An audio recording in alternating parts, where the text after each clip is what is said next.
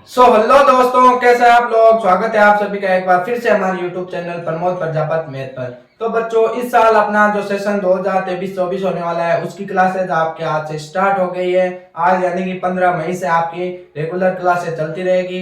पिछले साल का जितना भी सिलेबस हो रखा था उसके आगे ही हम पढ़ेंगे ताकि आपका एक बार कंप्लीट हो जाए। फिर से वापिस जो आपकी जो डिमांड होगी उसके अकॉर्डिंग से हम वापिस से उन चैप्टरों को कवर करेंगे। ठीक है, तो आज का हमारा इस साल का जो सबसे पहला लेसन या चैप्टर है वो है हमारा चैप्टर नंबर 3, दो चरों वाले रैखिक समीकरण युग्म। ठीक है, तो ये हमारे चैप्टर का नाम होने वाला है।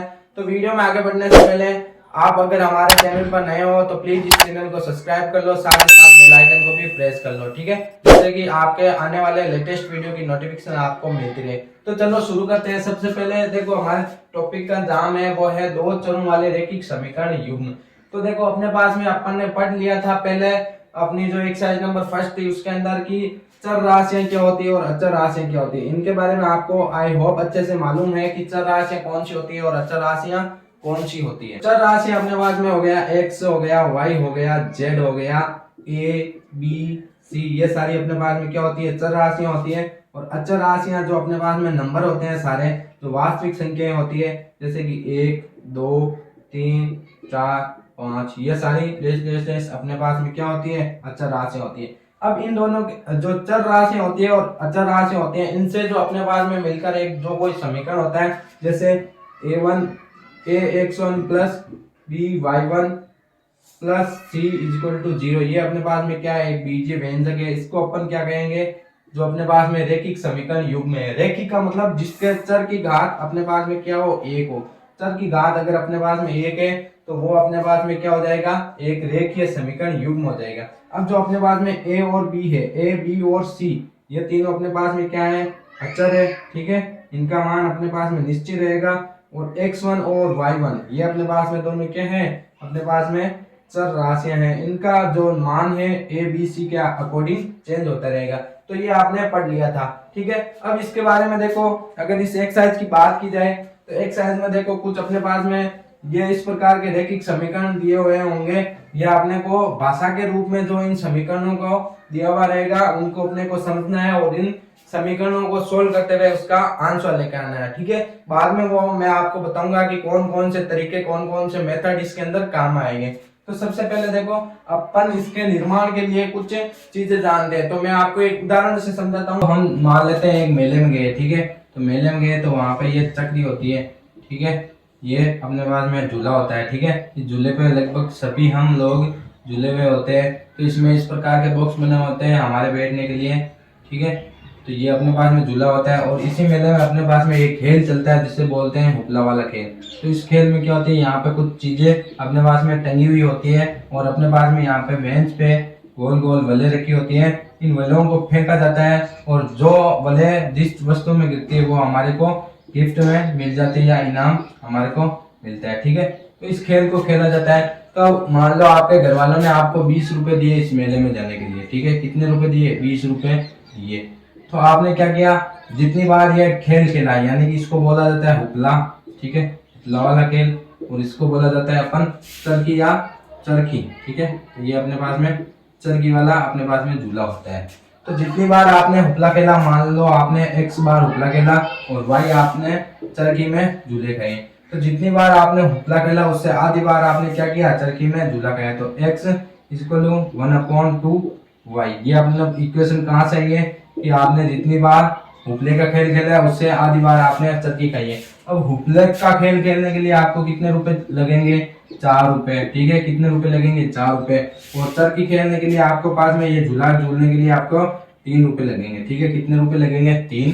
और आपके पास में कुल रुपए कितने हैं, 20। तो यहाँ से एक रैखिक समीकरण बन जाएगा अपने पास में 4x plus 3y equal to आपके पास में कितना बन जाएगा, 20। ये बन गया। तो ये आपके पास में समीकरण नंबर 1 और 2 बन गए यहाँ से। अब इन दोनों समीकरणों को आपको ग्राफीय विधि, ठीक है, कौन सी विधि, ग्राफीय विधि और प्रतिस्थापन विधि, इन दोनों के माध्यम से मैं आपको सोल्व करके बताऊंगा। ग्राफीय विधि और प्रतिस्थापन इन दोनों विधियों से आपको सोल्व करके बताते हैं। सबसे पहले अपन प्रतिस्थापन से ही सोल्व कर लेते हैं इसको, प्रतिस्थापन से किस प्रकार ये सोल्व होगा। ठीक है, प्रतिस्थापन से कर लो। तो प्रतिस्थापन में क्या होता है, एक समीकरण से चर का मान उठाया जाता है और दूसरे में रख दिया जाता है। तो यहाँ से अपने पास में y इक्वल टू कितना हो जाएगा, y इक्वल टू अपने पास में 2x बन जाएगा, क्योंकि ये 2 कहाँ चला जाएगा ऊपर, तो अपने पास में y इक्वल टू 2x। तो यहाँ पे देखो दूसरे समीकरण में y की वैल्यू रख देते हैं, तो 4x प्लस अपने पास में 3 इंटू y की वैल्यू अपने पास में कितनी है 2x है, तो 2x इक्वल टू अपने पास में 20 हो गया। ये कितना हो गया 20, तो यहाँ से 4x और ये अपने पास में 6x, तो 4x प्लस ये 6x इक्वल टू 20 आपके पास में, तो ये अपने पास में 10x इक्वल टू 20, x की वैल्यू आपके पास में 2 आ जाएगी। कितनी आ जाएगी 2, ठीक है। तो यहाँ से y की वैल्यू कितनी आ जाएगी, y की वैल्यू आ जाएगी आपके पास में 4, तो ये आपके पास में आंसर हो जाएगा।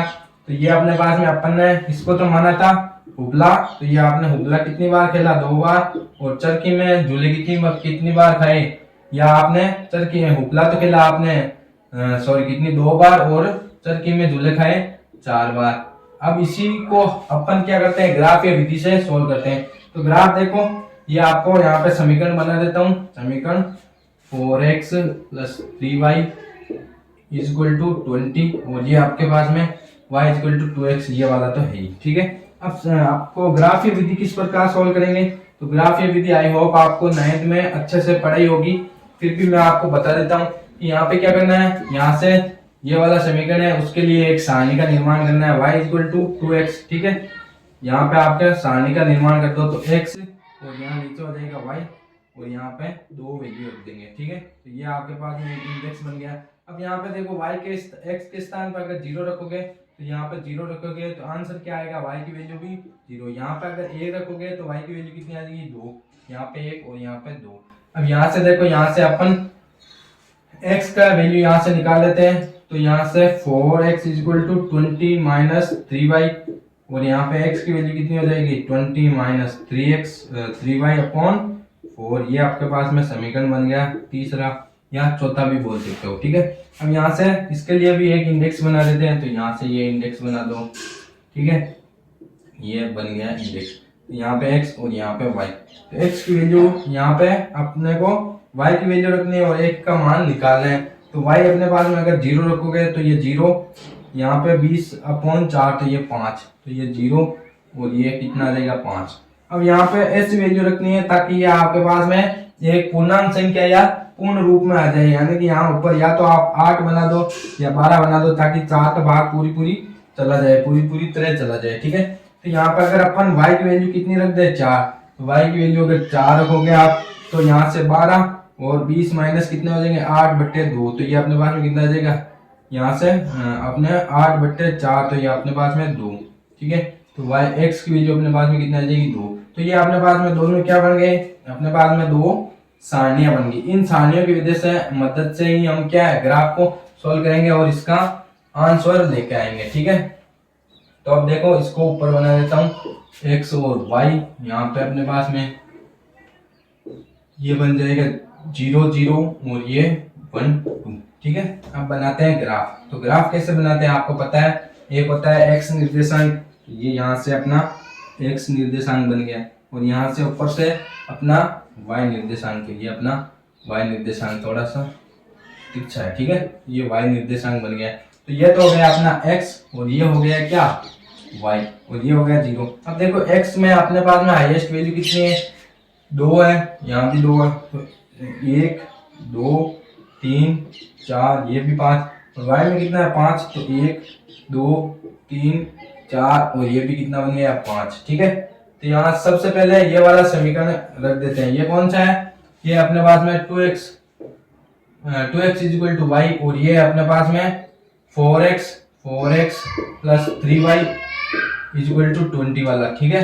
तो अब देखो यहाँ से y 0 0, ठीक है, ये लाइन यहाँ नहीं खींचनी, तो ये 0 0, x की वैल्यू 0 और y की वैल्यू भी 0। अब देखो x की वैल्यू 1 है, तो y की वैल्यू कितनी है 2, तो x की वैल्यू यहाँ पे 1, ये 2, ये 3, ये 4 और 5, यहाँ पे भी 1 2 3 4 और ये 5, ठीक है। तो अपने पास में x की वैल्यू 1 हो तो y की वैल्यू कितनी है 2, तो ये यहाँ पे, ठीक है, यहाँ पे लाइन बन जाएगी। अब देखो यहाँ पे देखो दूसरे समीकरण में, दूसरे में अपने पास में क्या है 4x प्लस 3y वाला है, तो इसमें x की वैल्यू 0 है, तो y की वैल्यू कितनी है 5, तो ये कहाँ पे है, ये अपने पास में यहाँ पे x की वैल्यू 0 और y की वैल्यू अपने पास में कितनी है 5 है, ठीक है। यहाँ भी बना लो 0 0 0 0 और ये अपने पास में कितना बन जाएगा 1 और 2, ठीक है। अब देखो यहाँ पे अपने पास में y x की वैल्यू कितनी है 2, तो y की वैल्यू कितनी है 4, तो x की वैल्यू 2 और y की वैल्यू यहाँ पे है अपने पास में 4, तो ये वाला यहाँ पे अपने पास में कितना है x की वैल्यू तो है 2 और y की वैल्यू है 4। अब देखो इन लाइनों को मिला दो तो ये इस प्रकार से थोड़ा सा सही बना देता हूँ, तो यहाँ से गुजरेगा ये और यहाँ से इसको मिलाता हुआ ये गुजरेगा। तो यहाँ पे देखो ये अपने पास में प्रतिच्छेद हो गया 2 और 4 पे, तो इसका आंसर वैसे भी अपने 2 और 4 निकाला था और ग्राफीय विधि से भी हमारा आंसर कितना है 2, यानी x की वैल्यू 2 और y की वैल्यू कितनी है ये 4। तो इस प्रकार ग्राफीय विधि और प्रतिस्थापन विधि से हम इसको आसानी से सोल्व करते हैं। अब जो एक्सरसाइज 3.1 के जो अपने पास में क्वेश्चन है वो आपको कराऊंगा नेक्स्ट वीडियो में। तो मिलते हैं नेक्स्ट वीडियो में, till then thank you so much for watching, bye bye.